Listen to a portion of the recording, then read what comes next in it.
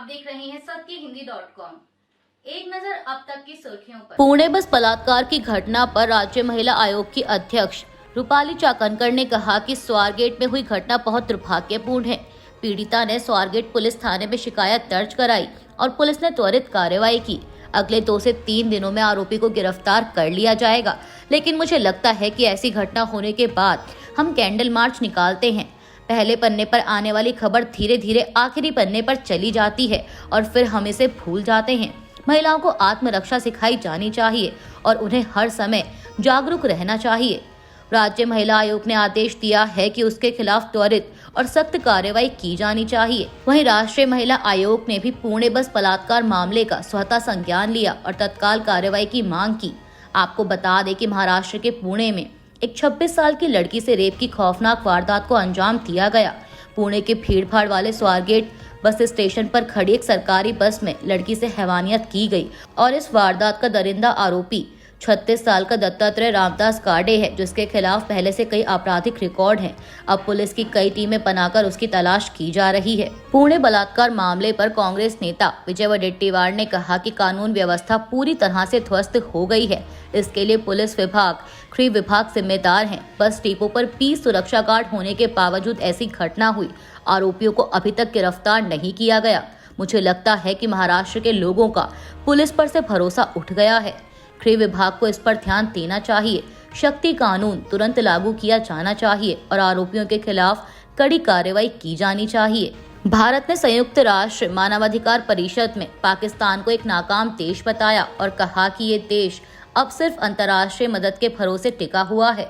संयुक्त राष्ट्र में मानवाधिकार परिषद के 58वें सत्र की बैठक में भारतीय डिप्लोमेट क्षितिज त्यागी ने पाकिस्तानी नेतृत्व पर सेना को आगे बढ़ाए जाने वाले झूठ को फैलाने का आरोप लगाया। बता दें कि त्यागी ने पाकिस्तान के कानून मंत्री आजम नजीर तरार के उस आरोप के बाद ये बयान दिया जिसमें तरार ने कहा था कि जम्मू कश्मीर में मानवाधिकारों का उल्लंघन हो रहा है। त्यागी ने कहा कि यह दुखद है कि पाकिस्तान लगातार कश्मीर और भारत पर झूठ को फैला रहा है। उसके प्रतिनिधि ओआईसी जैसे मंचों का मजाक बना रहे हैं। पाकिस्तान ओआईसी को अपने मुखपत्र की तरह इस्तेमाल कर इसका दुरुपयोग कर रहा है। क्षितिज ने कहा कि केंद्र शासित प्रदेश जम्मू कश्मीर और लद्दाख हमेशा से भारत के अभिन्न अंग थे और आगे भी रहेंगे। जम्मू कश्मीर में पिछले कुछ सालों में जो अभूतपूर्व राजनीतिक, सामाजिक और आर्थिक तरक्की हुई है, वो अपनी कहानी खुद कह रहे हैं। अपने बयान के अंत में त्यागी ने कहा कि दुर्भाग्यपूर्ण है कि इस परिषद का वक्त एक नाकाम देश जाया कर रहा है जो अस्थिर है और अंतर्राष्ट्रीय मदद पर जी रहा है। उन्होंने कहा कि पाकिस्तान को भारत के बारे में ज्यादा सोचने से ज्यादा अपने देश के नागरिकों की मुश्किलें दूर करने पर ध्यान देना चाहिए। भाजपा नेता की ओर से लगाए गए आरोपों का खंडन करते हुए इंडियन ओवरसीज कांग्रेस के प्रमुख सैम पित्रोदा ने स्पष्ट किया है कि उनके पास भारत में कोई जमीन, घर या शेयर नहीं है। उन्होंने इन आरोपों को पूरी तरह निराधार बताया और कहा कि वे बेवजह विवाद में घसीटे जा रहे हैं। दरअसल आपको बता दें कि भाजपा नेता एनआर रमेश ने आरोप लगाया है कि सैम पित्रोदा ने वन विभाग के अधिकारियों सहित 5 सीनियर सरकारी अधिकारियों की मिली भगत से बेंगलुरु के येलहंका में 12.35 एकड़ सरकारी जमीन पर अवैध कब्जा किया। इस जमीन की कीमत करीब 150 करोड़ रुपए आंकी गई है। इस मामले में रमेश, जो बृहद बेंगलुरु महानगर पालिका यानी पीबीएमपी के पूर्व पार्षद हैं, उन्होंने ईडी और कर्नाटक लोकायुक्त को शिकायत दी है। सैम पित्रोदा ने भाजपा नेता द्वारा लगाए गए आरोपों पर अपनी सफाई पेश करते हुए एक्स पर लिखा कि हाल ही में भारतीय मीडिया में चल रही खबरों को देखते हुए मैं स्पष्ट करना चाहता हूं कि मेरे पास भारत में कोई संपत्ति नहीं है, ना ही मेरे पास कोई जमीन, घर या शेयर हैं। उन्होंने अपने खिलाफ लगाए गए सभी आरोपों को सिरे से खारिज कर दिया। अमेरिका में रह रहे कांग्रेस नेता ने यह भी स्पष्ट किया कि उन्होंने भारत सरकार के साथ काम करते हुए कभी कोई वेतन नहीं लिया। सैम पित्रोदा ने कहा कि चाहे 1980 के दशक में प्रधानमंत्री राजीव गांधी के साथ या 2004 से 2014 तक डॉक्टर मनमोहन सिंह के साथ काम किया हो, मैंने कभी किसी भी प्रकार का वेतन नहीं लिया। मैं यह बात रिकॉर्ड में रखना चाहता हूं कि मैंने अपने पूरे जीवन में 83 सालों में ना कभी कोई रिश्वत दी है और ना ही कभी स्वीकार की है। यह पूर्ण सत्य है। राष्ट्रपति बनने के बाद से ही डोनाल्ड ट्रंप यूएस एड को लेकर कई बड़े फैसले ले चुके हैं। एबीपी की एक रिपोर्ट के मुताबिक अब इसी बीच डोनाल्ड ट्रंप प्रशासन ने एजेंसी के विदेशी सहायता अनुबंधों में 90% से अधिक की कटौती करने का फैसला किया है, जिसका असर वैश्विक स्वास्थ्य, शिक्षा और विकास कार्यक्रमों पर पड़ेगा। वॉशिंगटन फ्री बीकन की रिपोर्ट के अनुसार अमेरिकी विदेश विभाग द्वारा अमेरिकी विदेशी सहायता की समीक्षा पूरी करने के बाद ये फैसला लिया गया। ट्रंप प्रशासन ने 15,000 अनुबंधों को रद्द किया है, जिन्हें $60 बिलियन की आर्थिक मदद दी जा रही थी। इसमें अमेरिकी विदेश विभाग और यूएसएड द्वारा प्रदान की जाने वाली विदेशी सहायता दोनों शामिल हैं।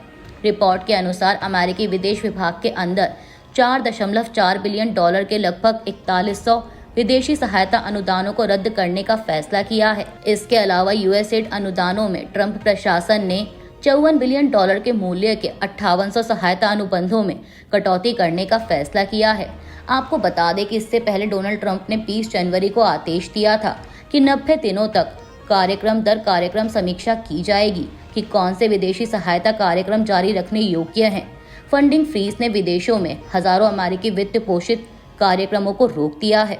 केंद्रीय गृह मंत्री अमित शाह ने कोयम्बटूर में एक सभा में कहा है कि डिलिमिटेशन यानी परिसीमन में दक्षिण भारत को सीटों की बढ़ोतरी में उचित हिस्सा मिलेगा और इसमें किसी तरह का संदेह रखने की जरूरत नहीं है। कोयम्बटूर में बीजेपी कार्यालय के उद्घाटन के मौके पर अमित शाह ने कहा कि मोदी सरकार ने लोकसभा में स्पष्ट किया है कि परिसीमन के बाद प्रोरोटा के हिसाब से दक्षिण भारत के राज्यों की एक भी सीट कम नहीं होगी। इस दौरान केंद्रीय गृह मंत्री ने इस मुद्दे पर तमिलनाडु के मुख्यमंत्री एम.के. स्टालिन पर भी हमला बोला। दरअसल आपको बता दें कि स्टालिन ने 5 मार्च को एक ऑल पार्टी मीटिंग बुलाई है, जिसमें प्रस्तावित परिसीमन का तमिलनाडु पर पड़ने वाले असर पर चर्चा की जाएगी। स्टालिन के मुताबिक इससे तमिलनाडु में लोकसभा सीटों की संख्या घट सकती है और इसी पर अमित शाह ने प्रतिक्रिया दी है। मीडिया रिपोर्ट्स के मुताबिक मंगलवार को पत्रकारों से बात करते हुए स्टालिन ने कहा था कि तमिलनाडु अपने अधिकारों के लिए बड़ी लड़ाई लड़ने को मजबूर है। परिसीमन का खतरा दक्षिण भारतीय राज्यों पर बुरी तरह मंडरा रहा है। तमिलगा वेत्री कचगम यानी टीवीके के संस्थापक, अभिनेता और राजनेता विजय ने बुधवार को भाजपा और डीएमके द्वारा सोशल मीडिया एक्स पर #युद्ध छेड़ने की खिल्ली उड़ाई और कहा कि दोनों पार्टियां किंडरगार्टन के बच्चों की तरह लड़ रही हैं, जिससे भाषा विवाद जैसे गंभीर मुद्दे को महत्वहीन बना दिया गया है।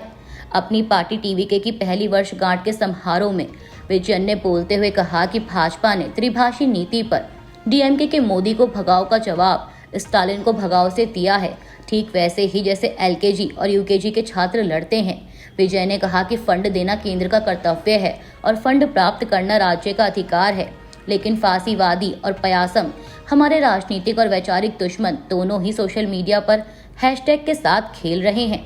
आपको बता दें कि टीवी के डीएमके के फांसीवादी विरोधी बयानबाजी का उपहास करने के लिए इस शब्द पयासम का इस्तेमाल करता है। विजय ने कहा कि यहाँ क्या हो रहा है, दोनों ही लड़ने का नाटक कर रहे हैं और हमसे विश्वास करने की उम्मीद कर रहे हैं। क्या भाई, यह गलत है। कांग्रेस सांसद शशि थरूर ने बुधवार को केरल के तिरुवनंतपुरम में प्रदर्शनकारी आशा कार्यकर्ताओं से मुलाकात की। आपको बता दें कि मान्यता प्राप्त सामाजिक स्वास्थ्य कार्यकर्ता यानी आशा के कार्यकर्ता पड़े हुए मानदेय और अन्य लाभों की मांग को लेकर प्रदर्शन कर रहे हैं। वे राज्य की राजधानी में सचिवालय के सामने प्रदर्शन कर रहे हैं। बुधवार को उनका प्रदर्शन 16वें दिन भी जारी रहा। कार्यकर्ताओं को संबोधित करते हुए कांग्रेस सांसद शशि थरूर ने वादा किया कि आगामी बजट सत्र के लिए दिल्ली आने पर वे केंद्र सरकार के समक्ष उनके मुद्दे उठाएंगे। उन्होंने कहा कि हमें नहीं पता कि इसमें किसकी गलती है, लेकिन केंद्र और राज्य सरकारें एक दूसरे पर उंगली उठा रही हैं। राज्य का कहना है कि देरी केंद्र द्वारा फंड जारी न करने के कारण हुई, जबकि केंद्र का कहना है कि वे फंड जारी नहीं कर रहे हैं क्योंकि राज्य का अंशदान नहीं आया है। थरूर ने कहा कि जब मैं दिल्ली पहुंचूंगा तो मैं केंद्र से कहूंगा कि उन्हें इसे एक तरफ रखना चाहिए और पहले मुद्दे को समझना चाहिए। मैं किसी भी सरकार के साथ नहीं हूं, मैं आपके साथ खड़ा हूं। इस्राएल की ओर से 600 फिलिस्तीनी कैदियों की रिहाई शुरू हो गई है। वहीं हमास ने भी 4 बंधकों के शव लौटा दिए हैं। बता दें कि इस्राएल और हमास के बीच समझौते के पहले चरण के तहत यह बंधकों और कैदियों की आखिरी अदला बदली थी। हमास की ओर से सौंपे गए 4 बंधकों के शवों की पहचान अभी नहीं हो पाई है, लेकिन हमास ने उनके नाम बताए हैं। हमास के मुताबिक इनमें 86 साल के सलोमो मंसूर, 50 साल के ओहाद याहलोमी, 50 साल के साची ईदान और 69 साल के इससे एक अलग रात शामिल हैं। इसराइल के प्रधानमंत्री बेंजामिन नेतन्याहू ने इन बंधकों के शव वापस लौटाए जाने की पुष्टि की है। अभी के लिए बस इतना ही। बाकी की खबरों के लिए जुड़े रहिए सत्यहिंदी.com के साथ। Copyright disclaimer under Section 107 of the Copyright Act 1976. Allowance is made for fair use for purposes such as criticism, comment, news reporting, scholarship, and research.